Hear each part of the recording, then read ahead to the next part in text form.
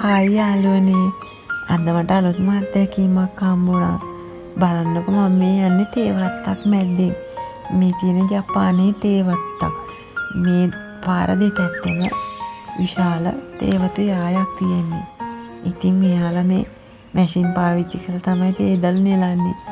ඒක මම දැක්කේ පළවෙනි වතාවට. මොකද අපේ ලංකාවේ නම් එහෙම මැෂින් පාවිච්චි කරන්නේ නෑනේ. අතින් තමයි තේ දල් නෙලන්නේ නේද?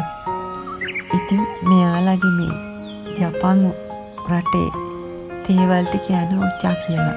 අපේ රටේ නම් තේ කියලා නේද කියන්නේ. මට නම් අලුත්ම අත්දැකීමක් වුණා. හරිම ලස්සනයි විශාල යායක්. බෑවුමක් නම් නැහැ. තනිකරම සමතලා පොළවේ තමයි මේ තේ වගා කරලා තියෙන්නේ.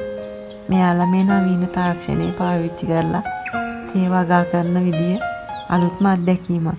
ඔයාලත් ජපානයට ආවොත් මතක තියාගන්න මේ වගේ තැනකටත් ඇවිල්ලා මේ වගේ දේවලුත් නරඹලා යම්කිසි අත්දැකීමක් ඔයාලගේ ජීවිතයටත් එකතු කරගන්න. ආයෙ අලුත් වීඩියෝ එකකින් ආයෙත් මට පුළුවන් වුණොත් ඔයාලව හම්බෙන්න එන්නම්. බයි. පරිස්සමෙන් ඉන්න.